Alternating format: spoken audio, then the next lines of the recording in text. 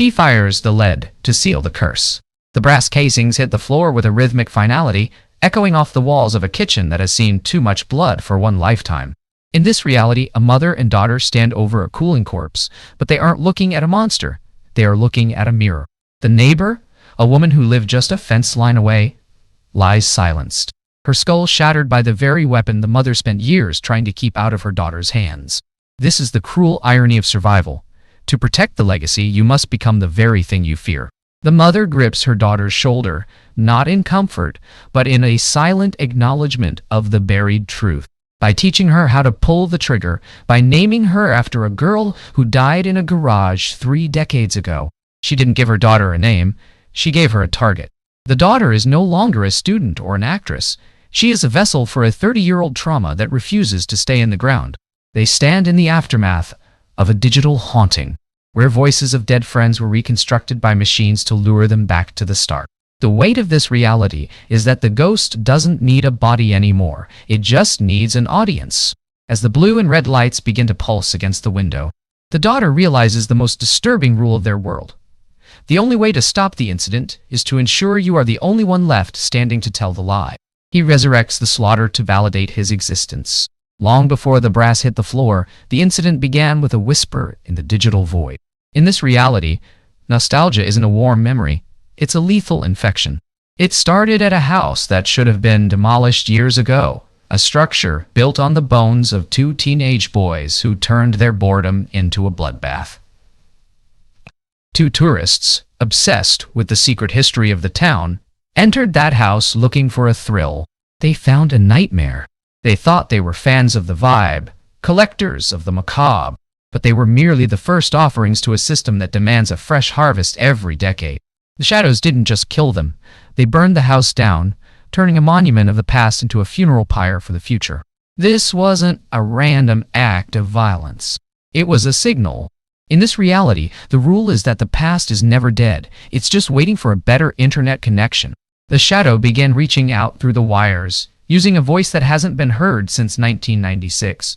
A voice scarred by a television set and a high-voltage surge. It called the one woman who thought she had finally earned the right to be forgotten. She had a new life, a husband who wore a badge, and children who didn't know the weight of her maiden name. But you don't get to leave this reality. You only get to hide until the shadow decides it's time to play again. The weight of the past isn't a ghost you can outrun. It's the floorboards beneath your feet, waiting to snap. You think you've escaped the rule, but in Pine Grove, the rule is the only thing that's real. Watch as the digital mask slips, and the buried truth finally breathes. In this world, the soil where a tragedy occurs never truly loses its heat. Proximity to a massacre isn't something people flee from. It's a status symbol for the morbidly curious who believe that by walking through the ruins, they can touch the vibe without paying the price. 2 individuals, obsessed with a secret history that should have stayed buried, decide to drive through the night to reach a specific house. It is the site where a teenage boy once met a messy end under the weight of a heavy electronics box. They don't see a crime scene. They see a landmark. They punch a code into a digital lock, laughing as they step into a space that has been scrubbed but never cleansed. They think they are the ones exploring the past, unaware that the past has been waiting for someone to unlock the door. The cruel irony is that this reality has turned a slaughterhouse into a museum. By treating the site of a life's end as a tourist experience, these people have stripped the incident of its weight. They believe they are safe because they are admirers, but the shadow doesn't distinguish between an admirer and a victim. Their desire to be close to the secret is the very thing that ensures they will never leave to tell it. When you commodify a nightmare, you invite the ghost to come back and collect royalties. This world operates on a cycle where the more we try to mimic the original bloodletting, the more we summon the authentic blade. Inside the structure, the air is thick with the scent of fake blood and hollow nostalgia. One of them looks into a closet and jokes about a woman who once hid there, trembling, while a killer prowled the halls. They marvel at how identical the layout is to the stories they've heard. Every floorboard and every shadow is a calculated replica designed to thrill. They believe the danger is artificial, a high-tech motion sensor trick intended to jumpstart their hearts. But as the lights flicker and the temperature drops, the mechanical becomes organic. The irony is that they came to see a show, but they became the reality. In this reality, a man's horrific death is just a 5-star review waiting to happen. They failed to realize that when you build a perfect replica of a cage, you shouldn't be surprised when the lock clicks shut from the outside. Knowledge is not a shield, it is a lure. Being an expert on the scary stories of the past only makes you more arrogant, blinding you to the fact that the shadow is always updating its methods. A voice crackles through a phone, challenging them to a game. It asks questions about the first person to die in an elm tree nightmare and the name of a girl hidden under some stairs. The tourists answer with smug confidence, believing their trivia-soaked brains make them untouchable. They debate the exact age a boy drowned in a lake in 1957, convinced that getting the math right will save their lives. They treat the conversation like a hobby, critiquing the voice's sexy quality, even as it promises to rip them open. The cruel irony is that their obsession with the rules of stories made them ignore the rules of this reality. They were so focused on the trick question that they didn't realize the entire encounter was a diversion. Their expertise was their executioner. They were too busy being fans to notice they were already the prey. Your sanctuary is only as strong as its weakest entry point. We build walls and install alarms, but we leave the windows unlocked for the people we think we love, forgetting that the shadow uses the same path as the suitor. A boy climbs through a second-story window, a familiar silhouette in a town where that specific movement is an omen. He thinks he's being romantic, a bored teenager seeking a kiss from the daughter of a legend. He mentions that he was watching the very stories that made her mother famous, unable to separate the vibe of the past from the girl standing in front of him. He doesn't see the fear in her eyes. He only sees the chance to play a part in a legacy he doesn't understand. The irony here is soul-crushing. The mother spent years building a fortress of silence to protect her child from the window ghost, only to find that the daughter invited the silhouette in herself. In this reality, the most dangerous thing isn't the killer at the door. It's the boy at the window who thinks he's the hero of a story that ended in blood 30 years ago. You cannot protect someone from a truth you refuse to name.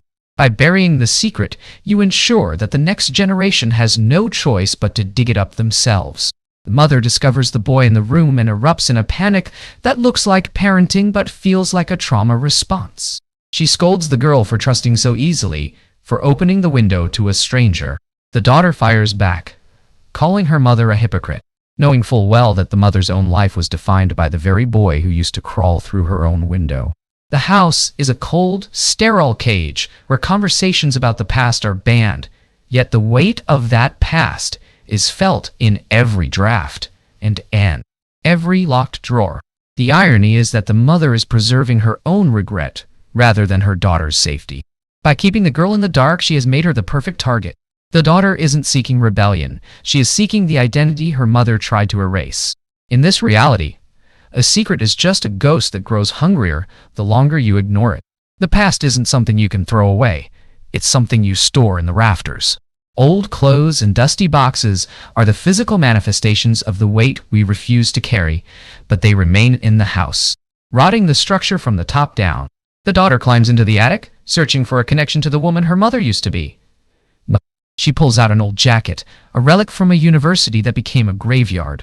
She wears it like a costume, unaware that she is literally draping herself in the scent of those who didn't survive. When the mother sees her wearing it, the reaction is visceral. A moment of pure, unadulterated dread. The mother wants the jacket burned. The daughter wants it as a shield.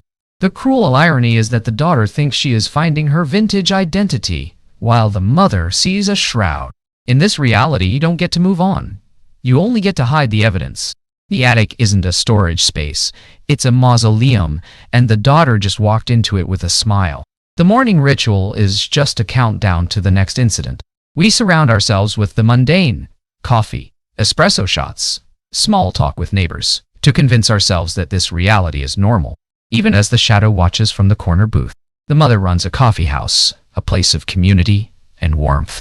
She serves a neighbor's son, a boy obsessed with true crime and digital footprints. He talks about a documentary he saw, a Netflix doc about the New York murders, treating the mother's trauma like a premium subscription service. He wants to start a podcast. He wants to uncover the truth. The mother smiles politely, but her hands shake. Every customer is a potential suspect. Every espresso shot is a distraction from the person watching her through the front window. The irony is that the mother is trying to brew a normal life in a town that drinks the blood of its survivors. She treats her neighbors like friends, forgetting that in this world, the person who knows your coffee order is often the one who knows how to find you in the dark. Survival is a brand that attracts predators disguised as fans. In this world, being a survivor doesn't mean you won. It means you are the only one left to be hunted in the next installment. A woman from next door approaches the mother, offering a sympathetic ear. She talks about the mother's autobiography, praising it for the way it helped her through her own difficult marriage.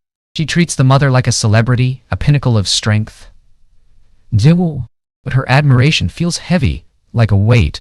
She mentions her son, the true crime junkie, and how they've had to stick together. There is a vibration in the air, a sense that this woman isn't just a neighbor, she's a disciple. The irony is that the mother's attempt to heal others through her writing has only provided a roadmap for a new kind of madness. She thought she was sharing her strength. She was actually providing a manual for the shadow. In this reality, your recovery is just the start of someone else's nightmare. The spotlight doesn't just illuminate the performer, it highlights the target. The theater is a place of artificial drama used to distract us from the very real execution being planned in the wings. At the high school theater, the daughter is rehearsing for a role where she has to play a dog. The teacher is cruel, calling her lackluster and timid.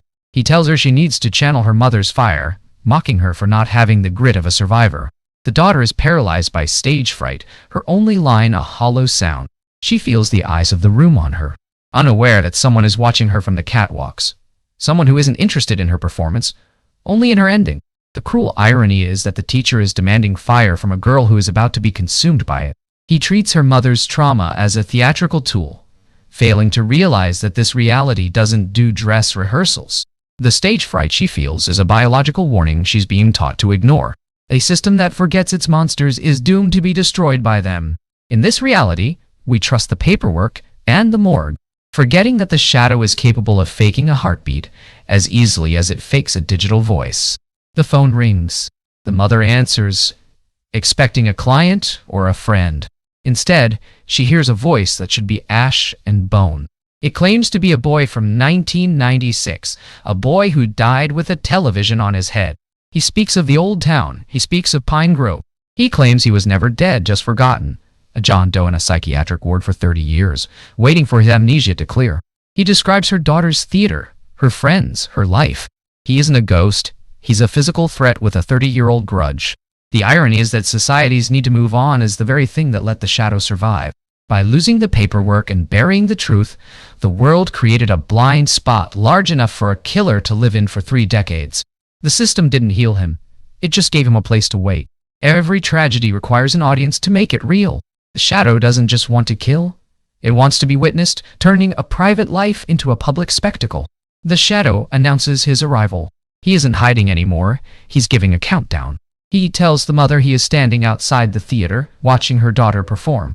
The mother, gripped by a primal terror, calls her husband, the man with the bat.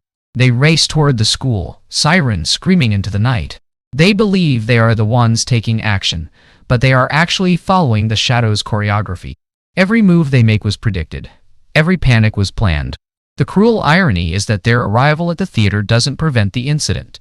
It initiates it. By showing up, they have provided the shadow with the high-stakes audience it craves. In this reality, the arrival is just the signal for the curtain to rise on the first act of the massacre. Innocence is the ultimate disguise for the end. In this reality, we hide our killers in plain sight, often behind the very things meant to bring us joy. Inside the theater, the daughter is trapped in her costume. A large, cumbersome dog suit. She can't see through the eyes. She can't move her arms freely. She hears a sound, the heavy breathing of a predator. She thinks it's her co-star playing a prank, but when the blade pierces the fabric, she realizes the costume is her own shroud. She stumbles through the dressing rooms, a ridiculous, oversized animal fleeing from a masked shadow. The fluff of the costume is soaked in the blood of her friends who were silenced while she was struggling with her zipper. The irony is that she was hiding in something harmless to escape her fear of being seen, only to find that her disguise made her the most vulnerable target in the room. In this world, the mask of a dog is just as lethal as the mask of a ghost. She isn't a girl anymore. She is just prey in a velvet skin. Shock is merely a cloak used by the guilty to blend in with the grieving.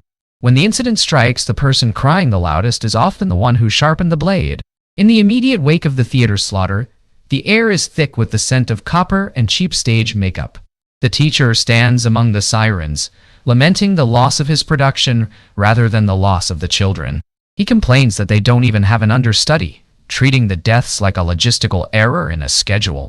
Everyone has an alibi, a light dinner, a drink at a bar, a costume shop downstairs. They offer up these details with a rehearsed precision, providing a wall of words to hide the fact that someone in their circle knew exactly how to navigate the catwalks in the dark. The irony is that this reality has become so desensitized to the slaughter that the survivors prioritize the performance over the person. The teacher isn't mourning the souls. He's mourning the loss of a role. It reveals the buried truth. In a world obsessed with being seen, the most successful people are the ones who can act like victims while holding the knife behind their backs.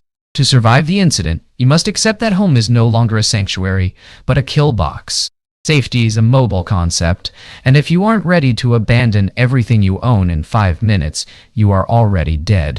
Back at the house, the mother is a whirlwind of survival instincts. She throws clothes into a suitcase, her eyes darting to every window. The daughter watches in a daze of confusion and anger. She unpacked her go-bag a long time ago, thinking this reality was finally over. She demands to know why they are running, why the great survivor isn't standing her ground. She asks the most painful question of all. Why didn't the mother teach her how to fight instead of teaching her how to hide? The cruel irony is that by shielding her daughter from the secret, the mother has rendered her defenseless. Protection is just a slow-acting poison. By refusing to let the girl see the shadow, the mother ensured that the daughter would be paralyzed when the shadow finally stepped into the light. In this world, innocence is just a vulnerability. A man's instinct to protect his family is the very handle the shadow uses to drag him into the abyss. In this reality, love is a tactical disadvantage. The shadow emerges from the attic, the high ground of the home. It holds a blade to the daughter's throat, using her as a human shield. The husband, the man with the badge, enters with his weapon drawn. He is a trained protector, yet he is completely neutralized by the sight of his child in danger. The shadow demands he drop his weapon, and he obeys, trading his only defense for a second of false mercy. The mother watches as her husband is knocked down the stairs, his strength shattered by a simple, cruel choice. She is forced to flee into a safe room, a steel-reinforced cage that offers a moment of life but seals her inside a tomb. The irony is that the safe room, designed to keep the world out, becomes a trap that keeps the mother in. To escape the shadow, she must inhabit the shadow's world. Her husband's badge was useless against a rule that doesn't respect the law, only the weight of the blade. Stopping the incident requires you to commit a different kind of violence. You cannot remain clean and expect to outlast a monster that thrives in the dirt. As the mother and daughter burst out of the house, the shadow is hot on their heels. The nightmare is about to end on the front lawn until a car roars into the frame. It doesn't stop, it accelerates. The metal grille slams into the masked figure, a sickening thud of vehicular impact used as a life-saving measure. Out of the car steps the reporter and her assistants, survivors of a different incident. They didn't come to talk, they came to impact. They looked down at the crumpled figure on the pavement, treating the act of killing a man with a car as just another Tuesday in their distorted reality. The cruel irony is that the good guys have to become killers just to get a seat at the table. Survival in this reality isn't a moral victory. It's just a matter of who has the heavier weapon. The reporter doesn't ask if they're okay. She asks for the camera. The tragedy is just the raw material for the next broadcast. The face behind the mask is rarely the architect of the pain. In this reality, the person doing the stabbing is often just a broken tool, a hollow vessel filled with someone else's madness. The police arrive to peel the mask off the body on the asphalt. It isn't a legend. It isn't a ghost. It's Carl Gibbs, a man who escaped from a mental institution 2 weeks ago. He was a triple murderer, a person whose mind was already a ruin. The mother recognizes him as a customer from her coffee house, the man who watched her from the corner booth. He was real. He was physical. And now he is dead. But the mother feels no relief. She knows the vibe. This was too easy. Carl Gibbs didn't have the intellect to coordinate a digital haunting. He was just a puppet being danced on a wire. The irony is that the Unmasking provides no closure, only more questions. By killing the puppet, they have only alerted the puppeteer. In this reality, the shadow is a virus, and Carl Gibbs was just the first person to show symptoms. The buried truth is that the real threat is still breathing. Pain is the most valuable currency in this world. If you aren't the one bleeding, you are the one selling the bandages. The reporter isn't here for friendship. Her career is in a tailspin. Her talk show was canceled, and she is desperate for a failed comeback. She has rebranded herself as a crime reporter, using her interns to navigate the digital age. They treat the deaths as premium content, a way to regain their relevance in a world that has moved on to newer tragedies. They talk about business while standing over the bloodstains, showing that the only thing more persistent than the killer is the person who profits from the aftermath. The irony is that the reporter needs the incident to continue in order to save her career. She is a parasite on the mother's trauma, feeding on the secret to stay alive in the public eye. In this reality, there is no such thing as a former victim. There are only people waiting for their next guest appearance in a massacre. The walls of an asylum are not built to keep the madness in. They are built to give it a place to ferment. The most dangerous ideas are born in the quiet rooms where the world forgets to look. The investigation leads to Fallbrook Psychiatric Hospital, a grim facility where Carl Gibbs was held. They meet Marco, a supervisor who reveals a disturbing connection. Carl wasn't alone. In the room next to him lived a John Doe, a man with amnesia and a face full of scars. This man arrived in the late 90s, a drifter who snapped and attacked a girl. He was released only 2 weeks ago, at the same time Carl escaped. This John Doe didn't know his name, but he knew the mother's history. He spent 30 years listening to the madness of a murderer, forming a bond in the dark that was fueled by a shared obsession. The cruel irony is that the John Doe was a ghost manufactured by the state. By ignoring him for 3 decades, the system allowed him to become the perfect predator.